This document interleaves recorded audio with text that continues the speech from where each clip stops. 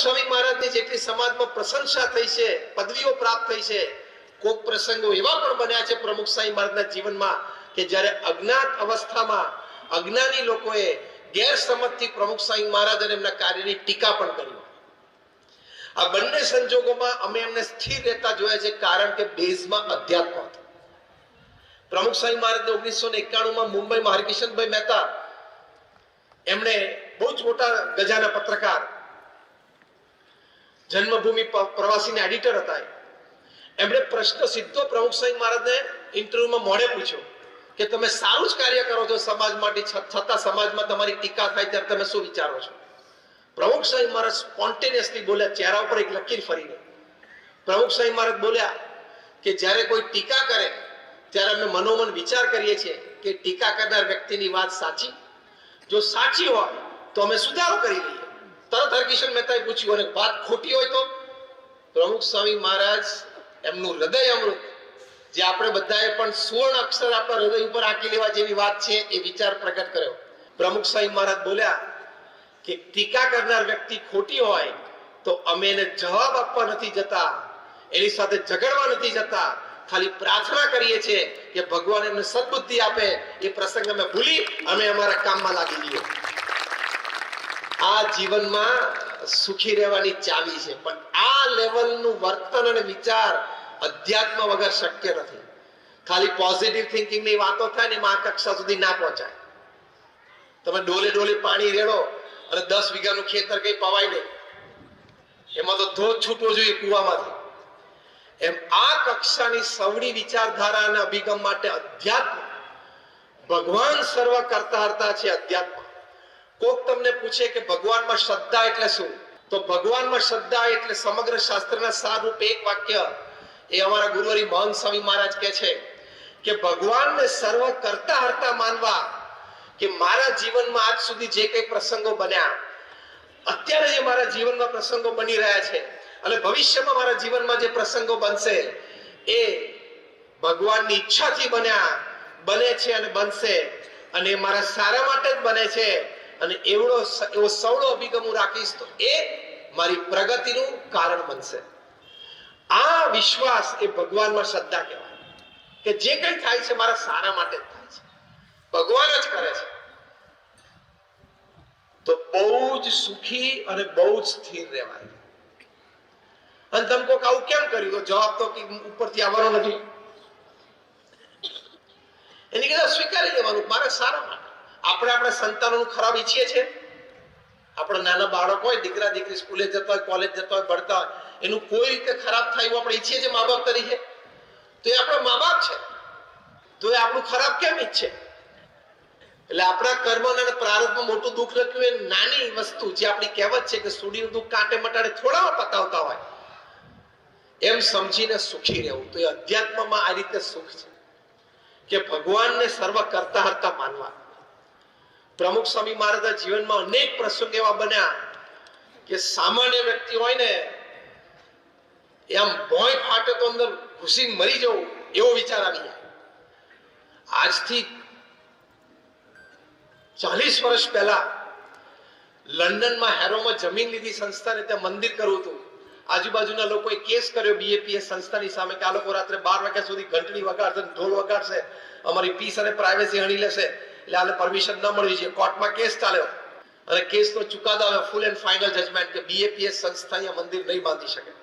અમે બહુ રજૂઆત કરી હતી દિલ્હી બ્રિટિશ કોર્ટમાં કે તમે ઇન્ડિયામાં આવો, જોવો અમારા મંદિરો, કઈ રાત્રે 12 વાગ્યા સુધી અમે ઘંટ ને ઢોલ નથી વગાડતા, આજુબાજુ વાળા કોઈ ડિસ્ટર્બન્સ નથી. છતાં એક જજમેન્ટ આવી ગયું. પ્રમુખ સ્વામી મહારાજ અહીંયા વડોદરામાં હતા ને લંડનથી અમારા ટ્રસ્ટી શ્રીઓએ ફોન કર્યો કે સ્વામી આપણે કેસ હારી ગયા. It is a full and final judgement. કેટલો શોખ લાગે ને, પોતાનું સ્વપ્ન પોતાની સામે તૂટતું દેખાય. જબરજસ્ત પીછેહટ હતી પ્રમુખ સ્વામી મહારાજ માટે. આ એ વખતે અમારા વડીલ સદગુરુ સંત પૂજ્ય વિવેક સાગર સ્વામી ત્યાં પ્રત્યક્ષ પ્રસંગ જોયેલો, સામે ઉભેલા. પ્રમુખ સ્વામીના ચહેરા ઉપર એક લકીર ફરીને પહેલું વાક્ય બોલ્યા, જેવી ભગવાનની ઈચ્છા. મારું જીવન સુખી જીવન આ વિચારની તાકાત છે, જેવી ભગવાનની ઈચ્છા. બીજું વાક્ય બોલ્યા, આપણે આપણો પ્રયત્ન કરી લીધેલો, હવે જે પરિણામ આવ્યું એ આપણે સ્વીકારી લેવાનું. કેટલો સરસ વિચાર છે. અને ત્રીજું વાક્ય બોલ્યા ધ ડિટર્મિનેશન. પ્રમુખ સ્વામી મહારાજ બોલ્યા કે આપણે નક્કી કર્યું છે બધા સાથે બેસીને કે લંડનમાં મોટું મંદિર કરવું છે અને ભારતીય સંસ્કૃતિના દર્શન ત્યાં કરાવવા છે, તો કરવું તો છે જ, બીજી જમીન શોધવા માંડો. કેટલી સ્ટેબિલિટી કહેવાય, સ્થિરતા.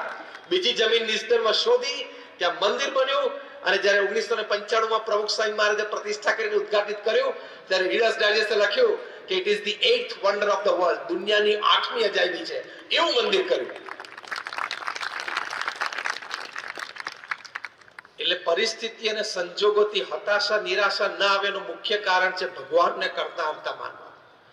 કઈ ખોટું થાય ને તરત પહેલું આ જ શીખવું પ્રમુખ સ્વામી મહારાજના જીવનમાંથી, જેવી ભગવાનની ઈચ્છા. કઈક સારું મોટું થાય ને તો પણ એમ કેવું ભગવાનની ઈચ્છા, એટલે એ વખતે અભિમાન ના આવી જાય.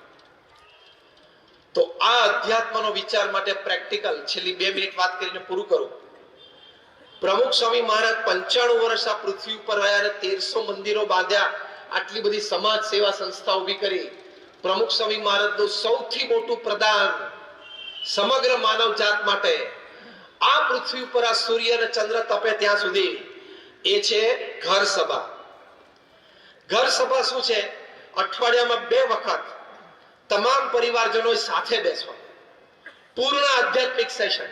પ્રથમ 5 મિનિટ તમે જે પણ ભગવાનમાં માનતા હોય, ભગવાન રામ, ભગવાન કૃષ્ણ, કોઈ માતાજીના સ્વરૂપમાં માનતા હો, તમે જે ભગવાન દેવ દેવીના સ્વરૂપમાં માનતા હો, એનું 5 મિનિટ તમારે નામ સ્મરણ કરવાનું, બધા સાથે બેસીને. પછી 10 મિનિટ આપણા સદગ્રંથો છે, રામાયણ છે, મહાભારત છે, શ્રીમદ ભગવદ ગીતા છે, પ્રમુખ સ્વામી મહારાજનું જીવન ચરિત્ર છે, એના 2-5 પાના વાંચવા, વારાફરતી પરિવારજનો એક વાંચવા રોજ, દર વખતે. પછી 5 મિનિટ એની પર ચર્ચા કરવી કે શું ગમ્યું, શું સારું લાગ્યું. પછી ભગવાનની આરતી કરીને છૂટા પડવું. પ્રમુખ સ્વામી મહારાજ કહેતા, અને ઘર સભા, અને પોતાના વિશાળ અનુભવ પરથી પ્રમુખ સ્વામી મહારાજ કહેતા કે ઘર સભાથી વિશ્વ શાંતિ થશે, વર્લ્ડ પીસ થ્રુ ઘર સભા. અઠવાડિયામાં 2 જ વખત આ પ્રયત્ન કરવાનો છે. આપણે ટીવી નો સારો પ્રોગ્રામ જોવા માટે સાથે બેસીએ છીએ, રાત્રિ ભોજન માટે સાથે બેસીએ છીએ. અઠવાડિયે 2 વખત નહીં, કન્સેશન, અઠવાડિયે 1 વખત તમે આ પ્રયત્ન કરો. અને તમને આ ઘર સભા પુસ્તિકા બીએપીએસ સંસ્થામાંથી પ્રકાશિત થઈ છે કે આ ઘર સભા નિયમિત જે કરે છે પરિવારને શું લાભ થયા. તો 2 ભાઈઓ વચ્ચે પ્રશ્ન હોય, સાથે પરિવારમાં રહેતા હોય, સંયુક્ત કુટુંબમાં, ધંધાકીય વેપારમાં, નિર્ણયોમાં ઘર્ષણ હોય એ દૂર થયા હોય. બાપ અને દીકરા વચ્ચે જનરેશન ગેપ હોય, દૂર થઈ હોય. સાસુ વહુના ઝઘડા થતા હોય એ દૂર થયા હોય. પતિ પત્નીના ઝઘડા ઘર્ષણ રહેતા હોય, દૂર થયા હોય. આ બધા લાભ એ ઘર સભાથી થયા છે. તો આ બધા લાભ થાય, આપણું જીવન સુખી થયું કહેવાય ને. આમાંથી એક જ પ્રશ્ન ઘરમાં હોય અને મટી જાય, તો ઘર સભામાં આવા પ્રશ્નોના સમાધાનની તાકાત છે. આ ઘર સભા પુસ્તકમાં જે તે વ્યક્તિની અનુમતિ લઈને એ વ્યક્તિના નામ સાથે એના જીવનનો પ્રસંગ એ પુસ્તકમાં લખીને પુસ્તક પ્રકાશિત સંસ્થા દ્વારા થયું છે. એ આ ઘર સભાની તાકાત છે. એટલે તમને આજના દિવસે આ મહુવા બીએપીએસ મંદિરના દશાબ્દી મહોત્સવે, જ્યારે આપણે ખૂબ શ્રદ્ધાથી તમે લોકો અહીંયા છેલ્લા 3-4 કલાકથી બેઠા છો, આટલો તમારો અમૂલ્ય સમય તમે કાઢીને અહીં આવ્યા છો, તો you should gate something concrete. તમને જીવનમાં કંઈક લાભ થાય એવું તમને થવું જોઈએ, પ્રેક્ટિકલ લાભ થાય એવું, ખાલી થિયોરિટિકલ નહીં. તો પ્રેક્ટિકલ લાભ આ છે કે આજે અમે તમને વિનંતી કરીએ છીએ બધા સંતો કે તમે તમામ તમારા પરિવારમાં અઠવાડિયે 1 વખત રાત્રિ ભોજન પછી અડધો કલાક માટે આધ્યાત્મિક સેશન એટલે ઘર સભા ચાલુ કરજો. આ અમારી વિનંતી છે અને આગ્રહભરી વિનંતી છે. જે પ્રયત્ન કરશે એ આંગળી ઊંચી કરજો કે આજથી હું પ્રયત્ન કરીશ. ઓ બધા હાથ ઊંચો કર્યો, હાથ ઊંચો રાખજો. એટલે અમને સંતોને બધા તમારી માટે આનંદ છે અને અમે અભિનંદન છે. આનો એડવાન્સ, જેમ તમારે બિઝનેસમાં પ્રોડક્ટ હોય ને, ISO international standard organisation, ISO product માર્કેટમાં ચાલી જાય, તમે કહી શકો કે ISO છે પ્રોડક્ટ, ઇન્ટરનેશનલ સ્ટાન્ડર્ડ ઓર્ગેનાઇઝેશન. એમ અમારી ઘર સભા પ્રોડક્ટ પણ ISO છે, ઇન્ટરનેશનલ સ્પિરિચ્યુઅલ ઓર્ગેનાઇઝેશન. માર્કેટમાંથી પાછી નહીં પડે, દરેકને લાભ થશે. તો અત્યારે અમારા ગુરુહરિ મહંત સ્વામી મહારાજનો અભિપ્રાય છે કે પરિવારમાં સંપ, યુનિટી માટે ઘર સભા દરેકે કરવી અક્ષીર ઉપાય છે. તમે કરશો એટલે તમને ચોક્કસ લાભ થશે. આપ સૌ માટે અમારી પ્રાર્થના છે, આપના પરિવારજનો માટે અમારી પ્રાર્થના છે, આપના વેપાર ધંધા માટે અમારી પ્રાર્થના છે, આપના જીવનમાં સત્સંગ અધ્યાત્મની દ્રઢતા તેની માટે અમારી પ્રાર્થના છે. ભગવાન સ્વામિનારાયણના ચરણોમાં, અમારા ગુરુહરિ પ્રમુખ સ્વામી મહારાજ અને પ્રગટ ગુરુહરિ મહંત સ્વામી મહારાજના ચરણોમાં કે આપ સૌને સદવિચાર, સદભાવના, સદપ્રવૃત્તિ હંમેશા પ્રેરે. આપ સૌનો આભાર. Thank you very much. જય સ્વામિનારાયણ.